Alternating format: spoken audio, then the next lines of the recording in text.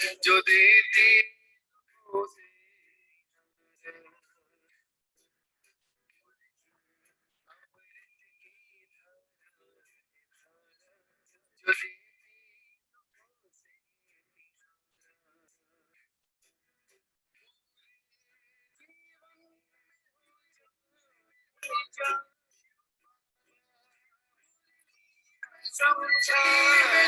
जो पूरे जीवन में हो जाए शिव बाबा मुरली में समझा तुम्हें देवता बनना है प्यारा देखो गलती न करना दोबारा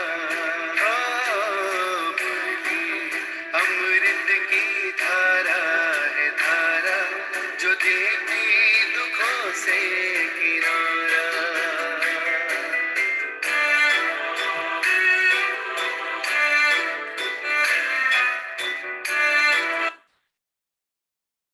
ओम शांति।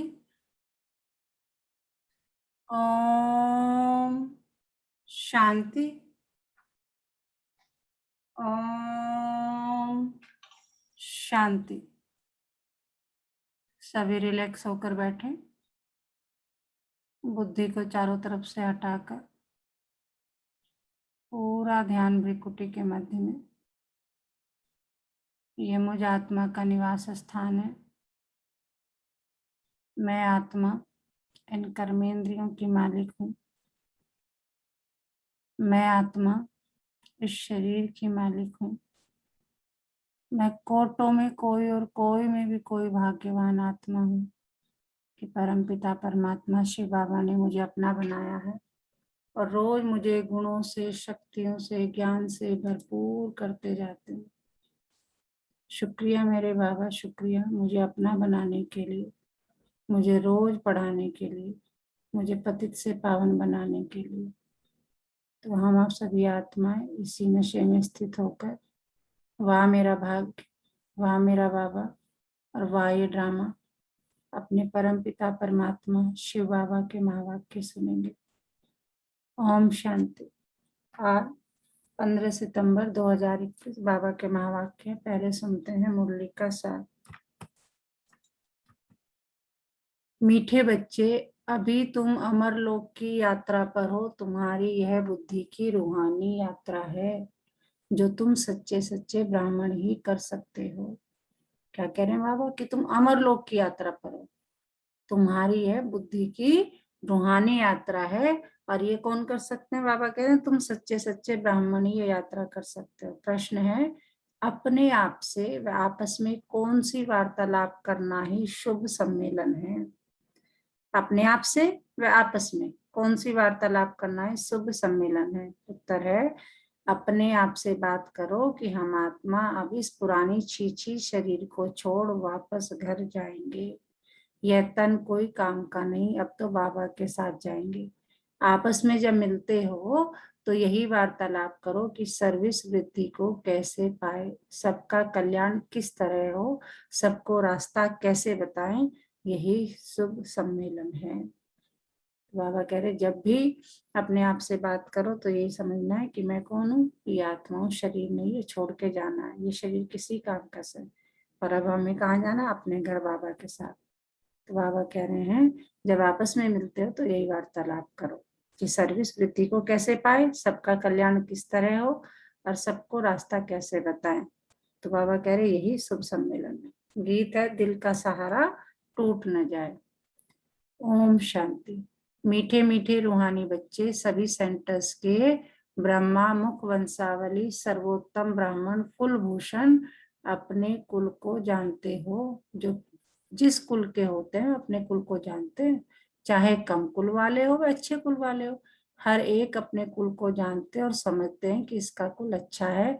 कुल कहो व जाति कहो, दुनिया में तुम बच्चों के सिवाय और कोई नहीं जानते कि ब्राह्मणों का ही सर्वोत्तम कुल है। पहला नंबर कुल कहेंगे तुम ब्राह्मणों का। ब्राह्मण कुल अर्थात ईश्वरीय कुल। पहले है निराकारी कुल, फिर आते हैं साकारी सृष्टि में। सूक्ष्म तन में तो कुल होता नहीं, ऊंचे से ऊंचा साकार में है तुम ब्राह्मणों का कुल। तुम ब्राह्मण आपस में भाई बहन हो, बहन और भाई होने के कारण विकार में जा नहीं सकते। तुम अनुभव से कह सकते हो कि यह पवित्र रहने की बड़ी अच्छी युक्ति है। हर एक कहते हैं हम ब्रह्मा कुमार कुमारी हैं, शिव वंशी तो सब हैं। फिर जब साकार में आते हैं तो प्रजापिता का नाम होने के कारण भाई बहन हो जाते हैं। प्रजापिता ब्रह्मा है तो जरूर रचता है, अडॉप्ट करते हैं। तुम कुख वंशावली नहीं हो, मुख वंशावली हो। तो मनुष्य कुख वंशावली और मुख वंशावली का अर्थ भी नहीं जानते। मुख वंशावली अर्थात अडॉप्टेड बच्चे, कुख वंशावली अर्थात जन्म लेने वाले। तुम्हारा यह जन्म अलौकिक है। बाप को लौकिक, अलौकिक, पारलौकिक कहा जाता है। प्रजापिता ब्रह्मा को क्या कहते हैं? अलौकिक बाप कहा जाता है। लौकिक बाप तो सभी को है, इस शरीर का जो बाप है वो लौकिक है। और हमारे जो शिव बाबा के मुख द्वारा जो ज्ञान दे रहे हैं वो अलौकिक बाप है। और हमारा परम पिता परमात्मा शिव बाबा वो कौन हो गया? पारलौकिक बाप हो गया। तो बाबा कह रहे लौकिक बाप तो सभी को है, वे तो कॉमन है। पारलौकिक बाप ही सभी का है। भक्ति मार्ग में तो हे भगवान, हे परम पिता सभी कहते रहते, परंतु इस बाबा यानी प्रजापिता ब्रह्मा को कभी कोई पुकारते नहीं है। यह बाबा भी होता है ब्राह्मण बच्चों का। उन दोनों को तो सब जानते हैं, भगवान को और इस शरीर के बाप को तो बाबा कह रहे सब जानते हैं, लेकिन ब्रह्मा बाबा जिसके द्वारा हम ब्राह्मण बनते हैं उसको कोई नहीं जानता, उनको सिर्फ हम ब्राह्मण बच्चे जानते हैं। बाकी ब्रह्मा में मूंज पड़ते हैं क्योंकि ब्रह्मा तो है ही सूक्ष्म तन में। यहाँ तो दिखाते नहीं, चित्रों में भी ब्रह्मा को दाढ़ी मूंछ वाला दिखाते, क्योंकि प्रजापिता ब्रह्मा यहाँ सृष्टि में है। सूक्ष्म तन में तो प्रजा रच नहीं सकते, यह भी किसकी बुद्धि में नहीं आता। यह सब बातें बाप समझाते हैं। यह रूहानी यात्रा भी गाई हुई है। रूहानी यात्रा वह जहाँ से फिर लौट नहीं आना है। दूसरी आता है तो सब जन्मांतर करते रहते हैं और जाकर लौट आते हैं। भाई हम कहीं घूमने गए, कोई यात्रा पे गए, कन्याकुमारी गए, कहीं भी गए तो जो है घूम के लौट आते हैं। वह है जिस्मानी यात्रा, यह है तुम्हारी रूहानी यात्रा। इस रूहानी यात्रा करने से तुम मृत्यु लोक में नहीं लौटते हो। बाप तुमको अमरलोक की यात्रा सिखलाते हैं। वह कश्मीर तरफ अमरनाथ की यात्रा पर जाते हैं, वह कोई अमरलोक नहीं है। अमरलोक एक है आत्माओं का, दूसरा है मनुष्यों का, जिसको स्वर्ग अथवा अमरलोक का कह सकते हैं। आत्माओं को है निर्वाण धाम, आत्माओं का है निर्वाण धाम। बाकी अमरलोक सतयुग और मृत्यु लोक है कलयुग, और निर्वाण धाम है शांति लोक जहाँ आत्माएं रहती हैं। बाप कहते हैं तुम अमरपुरी की यात्रा पर हो। पैदल जाने की वह शारीरिक यात्रा है, यह है रूहानी यात्रा जो सिखलाने वाला एक ही रूहानी बाप है और एक ही बार आकर सिखलाते हैं। वह तो जन्म जन्मांतर की बात है, यह मृत्यु लोक के अंत की यात्रा। यह तुम ब्राह्मण कुलभूषण ही जानते हो। रूहानी यात्रा अर्थात याद में हो। गाया भी जाता अंतमति सुगति, तुमको याद आता ही है बाबा का घर। समझते हो कि अब नाटक पूरा होता है। यह पुराना वस्त्र पुराना तन है। आत्मा में खाद पड़ने से शरीर में भी खाद पड़ती है। जब आत्मा पवित्र बनती है तो हमको शरीर भी पवित्र मिलता है। यह भी तुम बच्चे समझते हो। बाहर वाले तो कुछ नहीं समझते। तुम देखते हो कि कोई कोई समझते भी है, कोई की बुद्धि में ज्ञान नहीं। समझने वाला होगा तो जरूर किसको समझाएगा। मनुष्य जब यात्रा पर जाते हैं तो पवित्र रहते हैं, फिर घर में आकर अपवित्र बनते हैं। मास 2 मास पवित्र रहते हैं। यात्रा की भी सीजन होती है, सदैव तो यात्रा पर जा न सके। ठंडी व बरसात के समय कोई जा नहीं सके। तुम्हारी यात्रा में तो ठंडी व गर्मी की कोई बात नहीं है। बुद्धि से खुद समझ सकते हो कि हम जा रहे हैं कहाँ? बाप के घर। जितना हम याद करते हैं उतना विकर्म विनाश होते हैं। बाप के घर में जाकर फिर हम नई दुनिया में आएंगे, यह बाबा ही समझाते हैं। यहाँ भी नंबरवार बच्चे हैं। वास्तव में यात्रा को भूलना नहीं चाहिए, लेकिन माया भुला देती है, इसलिए लिखते भी है बाबा आपकी याद भूल जाती है। अरे याद की यात्रा जिससे तुम एवर हेल्दी वेल्दी बनते, ऐसी दवाई तो तुम भूल जाते हो।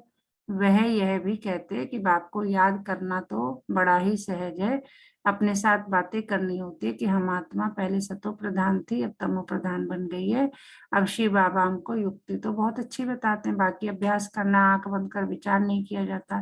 बाबा ने एक्ट करके दिखाई। ऐसे अपने साथ बातें करो कि हम सतो प्रधान थे, हम ही राज्य करते थे। वह दुनिया गोल्डन एज थी, फिर सिल्वर कॉपर आयरन एज में आ गए। बाबा कह रहे विचार सागर मंथन करना चाहिए, अपने आप से बातें करते हैं जी। अब आयरन एज का अंत है, तब बाबा आया हुआ है। बाबा हम आत्माओं को कहते हैं कि मुझे याद करो और अपने घर को याद करो। जहां से आए हो तो फिर अंतमति से गति हो जाएगी, तुमको वहां ही जाना है। यह युक्ति बाप बतलाते हैं कि सवेरे उठकर अपने से बात करो। बाबा एक्ट करके दिखाते हैं कि हम भी सवेरे उठ विचार सागर मंथन करता हूँ। सच्ची कमाई करनी चाहिए ना सुबह का साईं, तो उस साईं को याद करने से तुम्हारा बेड़ा पार हो जाएगा। बाबा जो करते हैं, जैसे करते हैं, वह बच्चों को भी समझाते हैं। इसमें खिटपिट की बात नहीं है, यह कमाई की बहुत अच्छी युक्ति है। बाबा कह रहे हैं सुबह उठ के जो तुम करते हो, मुझे याद करते हो, इसमें कमाई की सबसे अच्छी युक्ति है। अल्फ को याद करने से बे की बादशाही तो मिल ही जाएगी।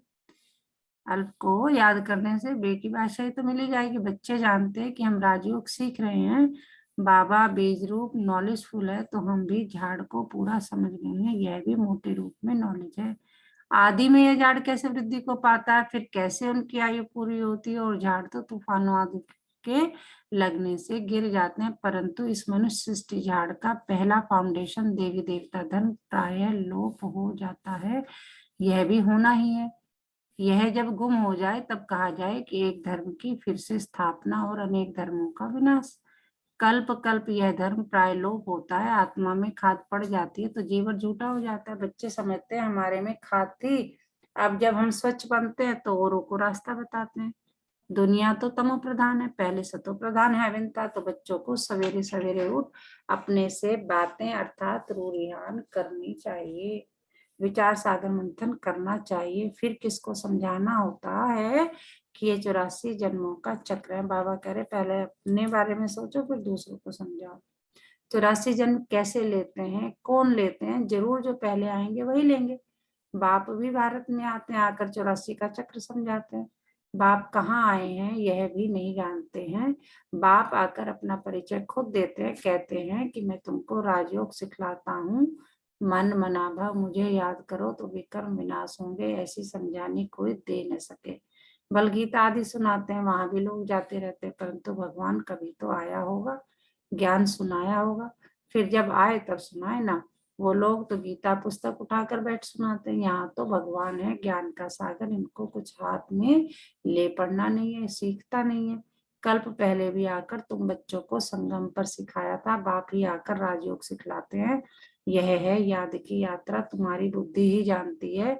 सिवाय ब्रह्मा मुखवंशावली ऐसा कोई मनुष्य नहीं होगा जिसके पास ये ज्ञान होगा। सब में सर्वव्यापी का ज्ञान भरा हुआ है, यह कोई नहीं जानते कि परमात्मा बिंदी है, ज्ञान सागर पतित पावन है। सिर्फ एक ऐसे ही गाते रहते हैं। गुरु लोग जो सिखाते हैं वह सत सत करते रहते, अर्थ कुछ भी नहीं समझते, न उस पर कभी विचार चलाते। तो ये सत्य है, मन ही बाप समझाते हैं कि तुम बच्चों को चलते फिरते याद की यात्रा में जरूर रहना है, नहीं तो विकर्म विनाश हो नहीं सकते। कहते हैं ना बाबा, कर्म कुछ भी कर्म करते रहो परंतु बुद्धि में बाप की याद रहे। कहते हैं ना बाबा, की हद कर दे और दिल यार दे। तो वही कह रहे हैं बाबा, काम कुछ भी करते रहो लेकिन याद किसके साथ लगी रहे? मेरे साथ। श्रीनाथ द्वार में भोजन बनाते तो बुद्धि में वह श्रीनाथ रहता है ना। बैठे ही मंदिर में जानते हैं श्रीनाथ के लिए बनाते हैं, भोजन बनाया, भोग लगाया, फिर घर वाले बच्चे आदि याद आते रहेंगे। वहां भोजन बनाते हैं, मुख बंद, बात नहीं करेंगे, मनसा से कोई भी कर्म नहीं बनता है। वह श्रीनाथ के मंदिर में बैठे हैं, यहाँ तो शिव बाबा के पास बैठे हो। यहाँ भी बाबा युक्ति बताते रहते हैं, बच्चे कोई फालतू बात नहीं करना, सदैव बाप से मीठी मीठी बातें करनी है। जैसा बाप वैसे बच्चे। बाप की स्मृति में रहता है कि चक्र कैसे फिरता है, तब तुम बच्चों को आकर सुनाते। तुम बच्चे जानते हो कि हमारा बाबा मनुष्य सृष्टि का बीज रूप चैतन्य है, कितनी सहज बात है, परंतु फिर भी समझते नहीं है क्योंकि पत्थर बुद्धि है ना। उस बीज को हम चैतन्य नहीं कहेंगे, ये नॉलेजफुल चैतन्य है, यह एक ही है। वह बीज तो अनेक प्रकार के होते हैं। भगवान को कहा जाता है मनुष्य सृष्टि का बीज रूप। तो बाप हो गया ना, आत्माओं का बाप परमात्मा, तो सभी ब्रदर्स ठहरे। बाप भी वहां रहते हैं जहाँ तुम आत्मा निवास करती हो। निर्वाण धाम में बाप और बच्चे रहते हैं। इस समय तुम प्रजापिता ब्रह्मा की संतान, भाई और बहन हो, इसलिए कहलाते हो, क्या कहलाते हो? शिववंशी ब्रह्मा कुमार कुमारियां, यह भी तुमको लिखना है कि हम ब्रह्मा कुमार कुमारियां भाई बहन हैं। बाप ब्रह्मा द्वारा सृष्टि रचेंगे तो भाई बहन ठहरे ना। कल्प कल्प ऐसे ही क्रिएट करते हैं, अडॉप्ट करते जाते हैं। मनुष्य को प्रजापिता ब्रह्मा नहीं कहा जाता। भल बाबा कहते हैं परंतु वह हद का, इनको प्रजापिता कहेंगे क्योंकि बहुत प्रजा है अर्थात ढेर बच्चे हैं। तो बेहद का बाप बच्चों को सभी बातें बैठ समझाते हैं। यह दुनिया बिल्कुल बिगड़ी हुई छीछी है। अब तुमको वाह वाह की दुनिया में ले जाते हैं। तुम्हारे में भी बहुत हैं जो भूल जाते हैं। अगर ये याद हो तो बाप भी याद रहे और गुरु भी याद रहे कि अब वापस जाना है, पुराना शरीर छोड़ देंगे क्योंकि यह तन अब काम का नहीं है। आत्मा पवित्र होती जाती है तो शरीर भी पवित्र होना है। आपस में ऐसी ऐसी बातें बैठ करनी चाहिए। इसको कहा जाता है शुभ सम्मेलन, जिसमें अच्छी अच्छी बातें हों। सर्विस कैसे वृद्धि को पाए, कल्याण कैसे करे, उनका तो छीछी सम्मेलन है। गप्पोड़े मारते रहते हैं, जहाँ गप्पोड़े आदि की बात नहीं है। सच्चा सच्चा सम्मेलन इसे कहा जाता है। तुमको यह कहानी सुनाई है कि वह कलयुग है, सतयुग को स्वर्ग कहा जाता है। भारत स्वर्ग था, भारतवासी ही 84 जन्म भोगते हैं, अब अंत में है।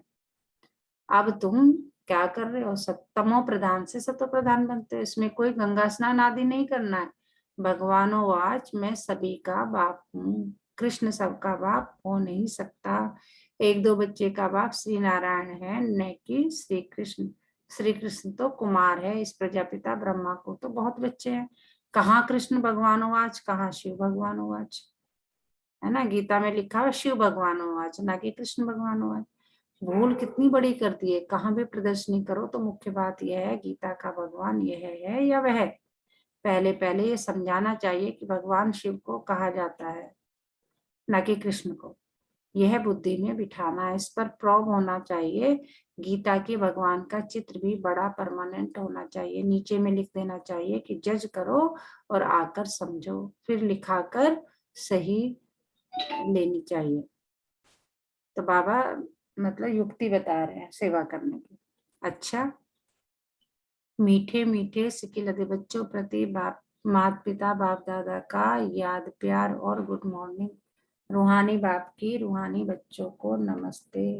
हम रूहानी बच्चों की रूहानी माता पिता बाप दादा को सर्व संबंधों से याद प्यार और गुड मॉर्निंग। नमस्ते बाबा, नमस्ते, शुक्रिया बाबा, शुक्रिया। हमें अपना बनाने के लिए, हमें रोज पढ़ाने के लिए, हमें पतित से पावन बनाने के लिए। तो इसी नशे में झूमते रहे सारा दिन।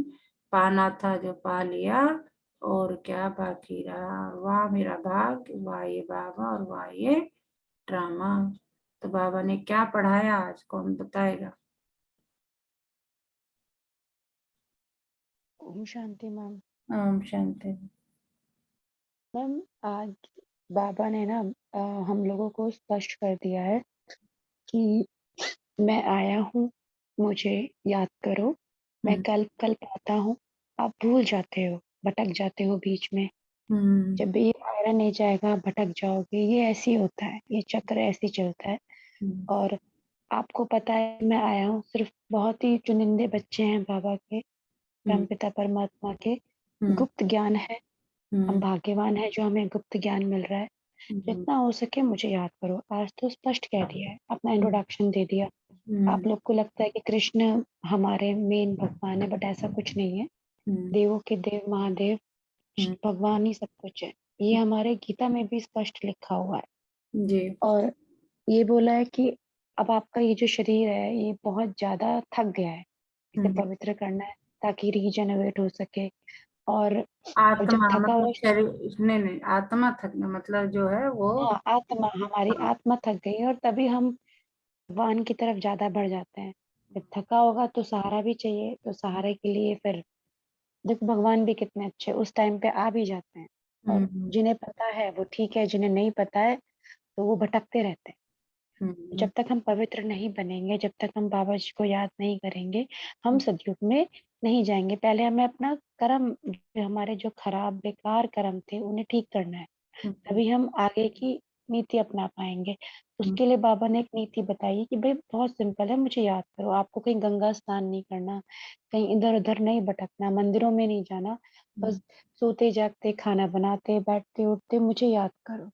बिल्कुल। इतना तो बहुत ही सिंपल है। तो हर बार कहते हैं कि अब देखो टाइम आया है, गोल्डन गोल्डन एज में जाना है, आयरन है, अपने आप को पॉलिश करो, फिर से अपने आप को संवारो और फिर आगे आपके मजे ही मजे, 21 जन्मों तक आपको राजा ही प्राप्त हो।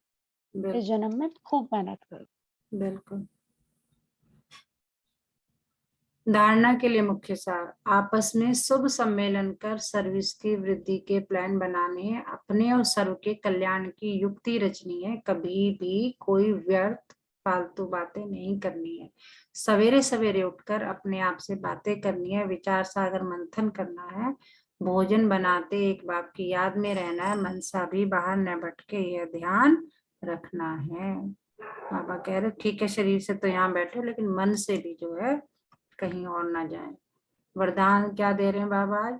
विनाश के समय, देखो बाबा क्या कह रहे हैं, कितना बड़ा हमें वरदान दे रहे हैं। विनाश के समय पेपर में पास होने वाले आकारी लाइट रूपधारी भव। जब विनाश होगा तब उस समय हमारे अंदर हलचल ना हो, तो बाबा उसका वरदान दे रहे हैं। विनाश के समय पेपर में पास होने व सर्व परिस्थितियों का सामना करने के लिए आकारी लाइट रूपधारी बनो। क्या बनो? आकारी, मतलब अभी शरीर में रहते हुए भी बिल्कुल परमात्मा के पास। जब चलते फिरते लाइट हाउस हो जाएंगे तो आपका यह रूप शरीर दिखाई नहीं देगा। जैसे पाट बजाने समय चोला धारण करते हो, कार्य समाप्त हुआ चोला उतारा, 1 सेकंड में धारण करो और 1 सेकंड में न्यारे हो जाओ। जब यह अभ्यास होगा तो देखने वाले अनुभव करेंगे कि यह लाइट के वस्त्रधारी है, लाइट ही इनका श्रृंगार है। स्लोगन क्या है? उमंग उत्साह के पंख सदा साथ हो तो हर कार्य में सफलता सहज मिलती है। उमंग उत्साह के पंख सदा साथ हो तो हर कार्य में सफलता सहज मिलती है। आज का मीठा मोती, मन में सदा परमात्मा की याद मन की उलझन को दूर करती है।